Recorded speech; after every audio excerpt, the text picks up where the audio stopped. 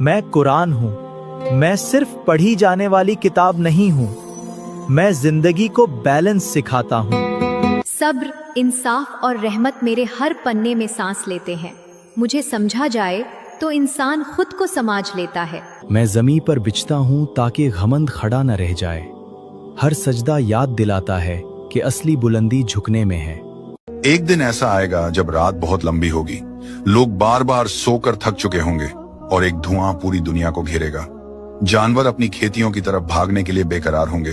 फिर अचानक छोटी छोटी रोशनियां आएंगी, लोग चिल्लाते हुए खुशियों से बाहर आ जाएंगे। लेकिन वो देखेंगे उस वक्त सूरज पूरब की बजाय पश्चिम की तरफ से निकल रहा होगा, और उसी वक्त तौबा का दरवाजा हमेशा के लिए बंद कर दिया जाएगा। अब किसी की भी तौबा कबूल नहीं होगी। इसके बाद एक ठंडी हवा चलेगी और हर मोमिन की रूह उसी वक्त निकल जाएगी। सिर्फ काफिर और गुनहगार लोग ही रह जाएंगे। फिर हजरत इजराफील अलैहिस्सलाम सूर फूकेंगे। पहली फूंक से पूरी जमीन हिल जाएगी, जलजले आएंगे और हर जिंदा चीज मर जाएगी। आसमान के तारे बिखर जाएंगे और समुद्र आग बन जाएगा। अब आदम अलैहिस्सलाम से लेकर आखिरी इंसान तक सबको जिंदा किया जाएगा। उस दिन अल्लाह ताला फरमाएंगे, आज किसकी बादशाहत है। उस रोज किसी के अहंकार और घमंड का कोई काम नहीं चलेगा। सब कुछ अल्लाह ताला के हुक्म। थाली में उतना ही लो जितना आराम से खा सको, क्योंकि जो तुम फेंक रहे हो उसी के लिए कोई तरस रहा है।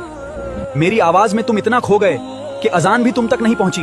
बताओ, नमाज अहम है या ये शादी? मेरी चमक तो बस एक दिखावा है। इसी लालच ने ना जाने कितनी बेटियों को घर बैठा रखा है। मुझे हवा में उड़ाकर क्या हासिल किया? मैं किसी गरीब की बेटी की शादी में काम आ सकता था। जनाब, शादी को आसान बनाइए, दिखावे से बचिए और दहेज जैसी बुराई को मिलकर खत्म कीजिए। अगर ये बात सही लगे तो इसे आगे जरूर बढ़ाओ, और ऐसे और मैसेजेस के लिए हमें फॉलो करना। एक दिन मलका बिल्कीस ने हजरत सुलेमान अलैहिस्सलाम से अर्ज किया, आप रोजाना हवा पर अपने तख्त के साथ सफर फरमाते हैं, अगर मुमकिन हो तो मुझे भी किसी जजीरे की सैर करा दीजिए। हजरत सुलेमान अलैहिस्सलाम ने अल्लाह के हुक्म से हवा को हुक्म दिया और लम्हों में हजरत सुलेमान और बिल्कीस एक साथ तख्त में बैठे और 7 दरियाओं को उबूर करता हुआ एक हसीन जजीरे पर जा पहुंचा। वहां सरसब्ज और शादाब मनाजिर, बहते हुए आबशार और अजीब व गरीब मखलूकात नजर आईं। इसी दौरान बिल्कीस ने समंदर में ऐसे हसीन घोड़े देखे जो पानी से निकले मगर अचानक परिंदों की तरह उड़ते हुए गायब हो गए। हजरत सुलेमान अलैहिस्सलाम ने जन्नात को हुक्म दिया कि उन घोड़ों को पकड़ कर लाएं। जन्नात ने अर्ज किया, ए अल्लाह के नबी, ये काम सिर्फ वो समंदरी जन कर सकता है जो बगावत करके समंदर की तह में छुपा हुआ है। हुक्म मिलते ही उस जन को गिरफ्तार करके हाजिर किया गया। वो खौफजदा होकर बोला, मैं इताअत का वादा करता हूँ और घोड़े हाजिर कर दूंगा। उसने हिकमत अमली के तौर पर घोड़ों के चश्मों में शराब।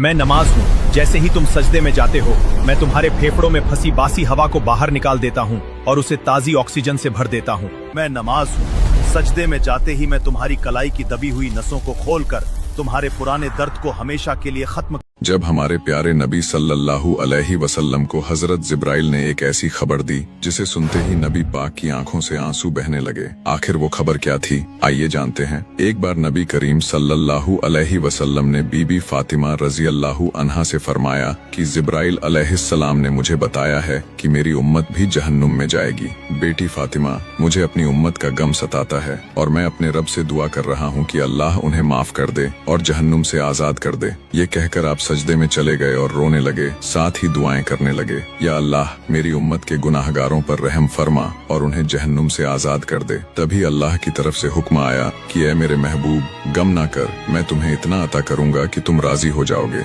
ये सुनकर आप खुशी से खिल उठे और फरमाया कि ऐ लोगों, अल्लाह ने मुझसे वादा कर लिया है कि कयामत के दिन मेरी उम्मत के बारे में मुझे बहुत राजी करेगा और मैं तब तक राजी नहीं होऊंगा जब तक मेरा आखिरी उम्मती भी जन्नत में ना पहुंच जाए। सुभान अल्लाह,